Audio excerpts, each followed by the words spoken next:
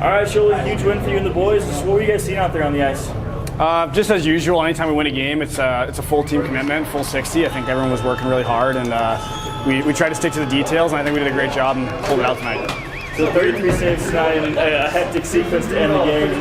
How are you feeling about how you and the defense are gelling out there and are able to close out these games? Yeah, I mean, that's huge down the stretch. It's going to be huge in playoffs. You're able to close out those close games. Doing it 5-on-4 or 6-on-5, 6-on-4, whatever it may be, it's huge that we can close those out. So it's all good. Yeah, well, first of all, I thought Mitchie and Piercy both had really strong games, and that allowed me to have a couple goals there. But yeah, the first one just got to the net and just whacking away, and it went in. The second one, Keegs was lining up for a big one there. Sticks breaks, and I was lucky enough to get a stick on it, and it went in. So it was good 2 goals in front of the net. Well, it's huge. I think even coming off the loss in Kansas City there, we wanted to come back home and kind of regroup, and I thought we did that. And let's have a good day tomorrow and get back at it on Friday. All right, Coach, well, congrats on the win. Just what were your thoughts on the game? You know what? I thought it took us a little bit to get going. We ran into some tough travel there coming back, and that's no excuse, but we took yesterday off just to try and rest the body, and I thought it took us a little bit to re-engage there tonight. And once we found our legs, I thought we were really good. So we kind of labored through the first, and we mismanaged the blue lines a little bit. And then the second period, I thought we found our legs, we found our life. We really got going there in the second, and I thought that's when we kind of made our stride and made our statement that we were going to have a good night. There were some special teams in the third that kind of go back and forth, and we obviously got to find a way to share up both special teams, and that's a part of this time of year when you have so many bodies changing in, changing out. We got to find a way to find our chemistry again on both special teams, and as we do that, it's only going to help us down the stretch. You mentioned travel delays. Just how much does that set you guys back when you guys go through something like that? You know what? We're very fortunate. We fly everywhere. We're one of the few organizations that can say that, so I can't complain. Teams deal with weather and busing and roads, so the fact that we get to fly, we're very fortunate, and we're grateful for it. So once, maybe twice a year, something like that comes up, you adjust, you figure it out. We were very fortunate. We were taken care of by the KC organization where they were on the road. We were able to stay. We were supposed to be home noon on Sunday. We ended up getting home after midnight Monday night. So what we did is we had a practice in KC Monday, a good practice, and that was what I think made the difference for our group. Is we had such a good practice Monday. We could have been down that we weren't getting home. Guys could have kind of just gone through the paces. We battled. We had some in-zone drills, we had some compete drills, and our guys pushed each other.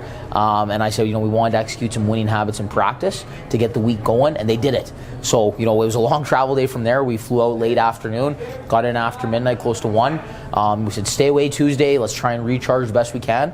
And, it worked. So now no more excuses. That's behind us. Let's have a great day tomorrow, make sure we build for Friday.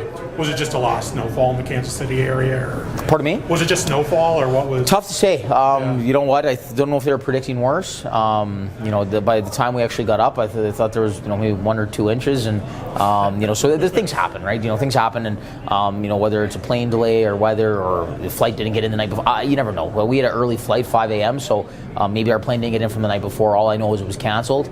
Like I said, it happens once or twice a year, so we know how to handle ourselves in those situations. You're always one step ahead. You plan ahead, and like I said, fortunately, the KC group was generous and was able to accommodate us at the arena, accommodate us at the hotel and ice, and I thought that was first class by those guys.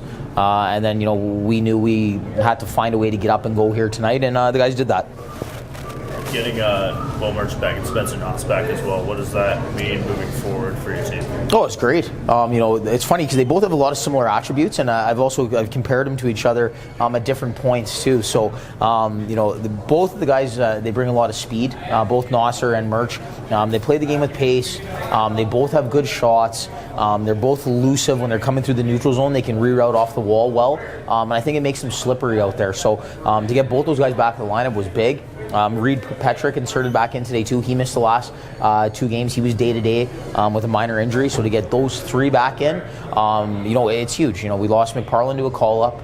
Dahl's day to day with an injury. So you lose a couple guys and have those guys step in, play big quality minutes. We were rewarded for that tonight. We've talked about how you have to deal with call-ups throughout the year, no matter what. But when you guys lose a guy like McParland, how tough is that? Well, yeah, it's really tough. He's a great player. He's our leading scorer. But that's the nature of our league. We're wanting to win hockey games. We want to make a big push, obviously. But it's also a developmental league, and we're very proud when our guys get an opportunity. With our affiliate in Texas, we've had a lot of guys go up to Texas this year.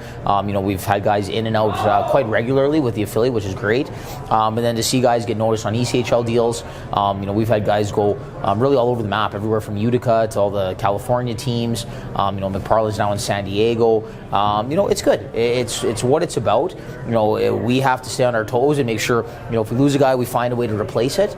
But at the end of the day, we want to see our guys succeed. And at the end of the day, when we do see some guys back as well, it's the team identity. We're doing it as a group, and hopefully they learn some things up there, and when they come back, they're that much hungrier for us.